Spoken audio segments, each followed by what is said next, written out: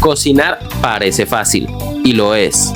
Pero ahora imagina hacerlo sin 3 de los principales sentidos del ser humano. Vamos a hacer una receta el día de hoy, pero no va a ser fácil, no va a ser sencillo. Uno sin ver, otro sin escuchar, y el último sin poder hablar.